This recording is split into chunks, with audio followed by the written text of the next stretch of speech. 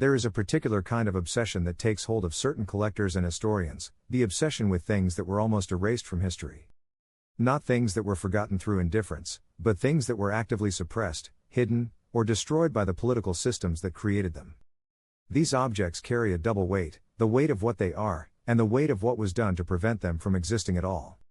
Among the most fascinating of these lost artifacts is a category that almost nobody outside a small circle of dedicated researchers knows exists: the video game consoles developed behind the Iron Curtain, in the Soviet Union and its satellite states, during the Cold War. These machines were real. Some of them were extraordinary. And finding them today is one of the strangest and most compelling treasure hunts in the history of technology. To understand why these consoles exist at all, you have to understand the peculiar relationship between communist ideology and consumer technology. The official position of Soviet and Eastern Bloc governments toward consumer electronics was deeply ambivalent. On one hand, the state wanted to demonstrate technological superiority over the capitalist West. The space race was the most dramatic expression of this impulse, but it ran through every dimension of Soviet scientific and industrial ambition. On the other hand, consumer goods were ideologically suspect. The Soviet system was built around collective production and collective need, not individual pleasure or private entertainment. A device designed purely to allow individuals to play games in their living rooms sat awkwardly within that framework. It was bourgeois. It was decadent. It smelled of exactly the kind of individualistic, pleasure-seeking consumer culture that Soviet ideology was supposed to have transcended. And yet the engineers knew. They traveled to international exhibitions. They read technical literature. They were aware of what was happening in Japan and America, the Atari, the Famicom, the explosion of home gaming culture in the early 1980s. And some of them, working within state research institutes and electronics factories, decided to try to build something. What happened next was shaped entirely by the system they were operating within: the secrecy, the resource constraints, the political calculations, the institutional paranoia, and occasionally the genuine brilliance of engineers working in isolation from the market forces that shaped Western technology development. The Soviet Union did produce consumer electronics. The most widely known example to Western researchers is the Electronica series, a range of handheld electronic games produced in the 1980s that were, in most cases, straightforward reverse-engineered copies of Nintendo's Game & Watch devices. The Electronica IM02, for instance, was a clone of Nintendo's Egg game, produced without license or acknowledgement. These devices were manufactured in significant quantities and sold through Soviet retail channels, and they represent the visible, documented tip of a much larger and stranger iceberg. Because underneath the acknowledged production history lies another layer: prototypes, experimental systems, classified projects, and machines that were produced in tiny numbers before being shelved, destroyed, or simply lost in the chaos of institutional collapse that followed the end of the Soviet Union. The hunt for these machines begins, for most researchers, with documents rather than objects. The Soviet system was obsessive about documentation. Every research project, every production run, every bureaucratic decision generated paperwork, and that paperwork went into archives. After 1991, those archives became partially accessible, not fully, not easily, but enough that a determined researcher with the right language skills and the right contacts could begin to piece together a picture of what had been attempted. What the documents reveal is a shadow history of Soviet gaming technology that is richer, stranger, and more technically ambitious than almost anyone outside the field would guess. One of the most significant discoveries in this archival work concerns the Palitra system, a color graphics console developed at a Soviet research institute in the early 1980s.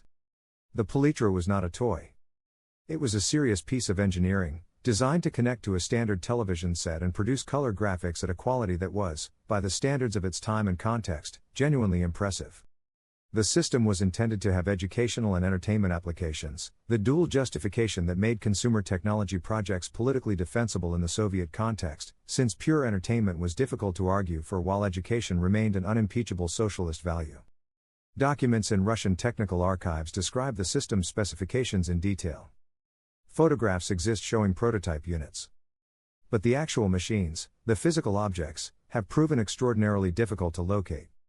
This is where the hunt becomes something more than archival research and turns into genuine detective work. The problem is not merely that these machines are rare.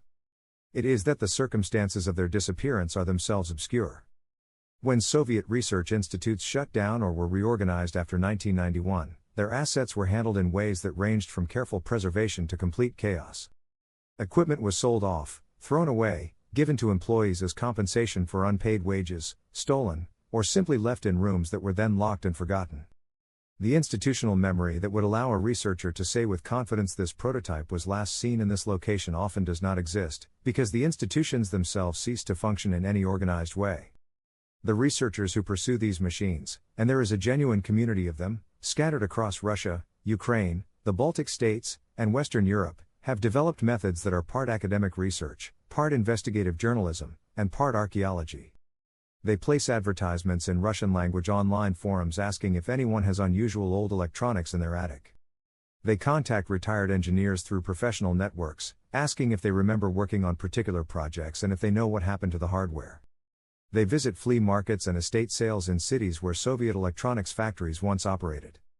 They follow leads that are years or decades old, chasing down references in obscure technical journals to systems that may or may not still exist anywhere on Earth. The human dimension of these searches is often as compelling as the technology itself. The engineers who built these systems are old now, in their 70s and 80s if they are still alive. Many of them spent their careers doing work that was classified, unacknowledged, or simply forgotten when the system they worked for collapsed. When researchers find them and ask them about projects from 40 years ago, the responses are sometimes astonishing. Engineers who have not thought about a particular prototype in decades suddenly become animated, pulling out notebooks they kept in violation of regulations, describing technical details with perfect recall, producing hand-drawn circuit diagrams from memory. The work mattered to them. It was real engineering, done with genuine skill and genuine pride, and the fact that almost no one knew about it does not diminish what it was. One such engineer, located through a chain of contacts by a researcher studying Soviet gaming history, described working on a console project in the late 1970s that was, by his account, technically comparable to the Atari 2600, the machine that was simultaneously revolutionizing home gaming in the United States. His team built working prototypes. They demonstrated them to officials. The officials were interested, then cautious, then the project was folded into a larger electronics initiative that eventually produced something entirely different. The prototypes were ordered returned to the Institute. What happened to them after that, he did not know. He assumed they were destroyed. He might be wrong. The question of destruction is central to this hunt because it establishes what might still exist. The Soviet state destroyed things with purpose when it wanted to erase them, classified documents were shredded, experimental weapons were dismantled, evidence of failures was suppressed with systematic thoroughness. But consumer electronics prototypes existed in an ambiguous category. They were not state secrets in the most sensitive sense.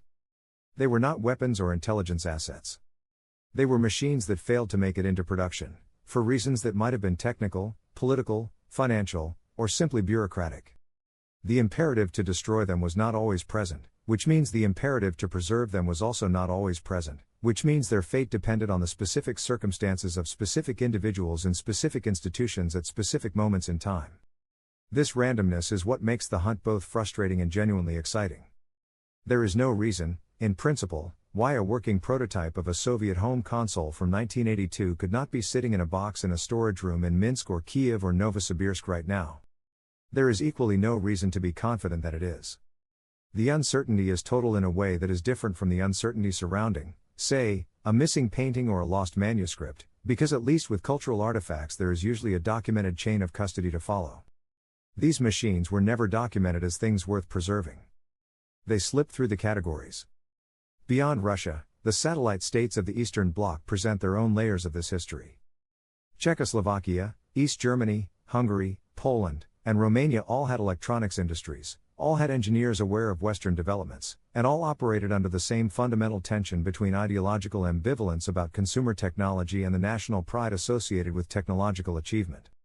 Each country produced its own variant of this story. East Germany is perhaps the most interesting case, because the German Democratic Republic had a particular relationship with technology that was shaped by its proximity to and competition with West Germany. The GDR's electronics industry, centered on companies like Robotron, was genuinely sophisticated by Eastern Bloc standards, and the country produced computers and electronics that were used both domestically and exported to other socialist countries.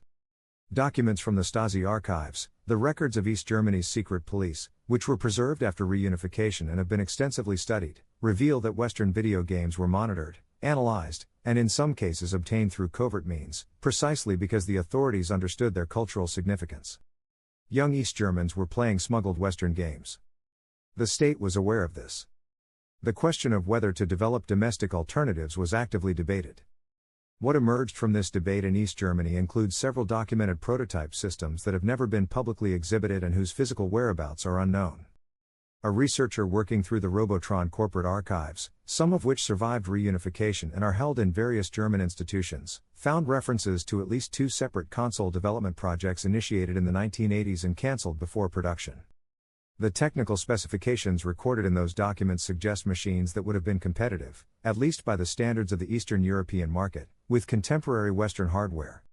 The prototypes built to demonstrate these specifications have not been found. Romania presents a different and in some ways darker version of this story. The Ceausescu regime was among the most repressive in the Eastern Bloc, and the relationship between the state and consumer technology in Romania was shaped by a leadership that was simultaneously obsessed with national technological achievement and deeply suspicious of any technology that could not be controlled. Romanian engineers worked on electronics projects that were extraordinary given the resource constraints they operated under, but the institutional environment was poisonous, characterized by surveillance, denunciation, and the constant threat that a project's failure could be politically as well as professionally catastrophic. The engineers who worked in this environment often destroyed their own notes and records out of self-protection, making reconstruction of what was actually attempted genuinely difficult. The machines that researchers have managed to recover from across the former Eastern Bloc are now, in some cases, preserved in small private collections and in a handful of museums dedicated to computing history. The Polytechnic Museum in Moscow has some examples of Soviet-era consumer electronics, though its collection of prototype and experimental hardware is limited. In the Baltic states, where the post-Soviet relationship with that period of history is complex and often painful, there are individuals who have assembled remarkable private collections of electronics from the Soviet era, including machines that have no other known surviving examples. These collectors are, in their way, doing preservation work of genuine historical importance, though they operate largely without institutional support or recognition. The broader significance of this hunt extends beyond nostalgia or collector culture. The history of Soviet and Eastern Bloc consumer technology is a history of what engineering looks like when it is decoupled from market feedback, when the signals that tell a technology industry what to build and for whom are replaced by ideological directives, bureaucratic imperatives, and the personal judgments of administrators who may or may not understand what they are administering. Sometimes the result was failure and wasted effort. Sometimes it was genuine innovation, approaches to technical problems that differed from Western solutions in ways that were neither better nor worse but simply different, reflecting different constraints and different assumptions. And sometimes it produced objects that are beautiful in the way that all sincere engineering is beautiful, evidence of human intelligence applied to a problem, regardless of the political system surrounding it. There is also something to be said about what the suppression of these machines tells us about the system that suppressed them. The fact that Soviet and Eastern Bloc engineers built these things, built them with skill and ambition and genuine technical achievement, and that those things were then shelved, cancelled, classified, or destroyed for reasons that had nothing to do with their technical merit, is a small but precise illustration of how planned economies and authoritarian political systems handle innovation. Not always by preventing it, but often by failing to recognize it, failing to support it, failing to connect it to the people who would have used and benefited from it. The lost consoles of the communist world are not just interesting artifacts. They are evidence. The hunt continues. Researchers post to forums. Retired engineers are interviewed before they are gone. Flea markets are combed. Archives are petitioned. Occasionally something surfaces, a machine in a box that someone's grandfather worked on, brought out into the light after decades of unknowing preservation, identified by someone with the knowledge to understand what they are looking at. Each recovery is a small act of rescue against the entropy of history, a piece of a story that the systems that created it never intended to be told. Somewhere, almost certainly, there are more of these machines. In storage rooms, in attics, in the collections of people who do not know what they have. The technology of a parallel world, built by engineers who deserved better than the world they were given, waiting to be found.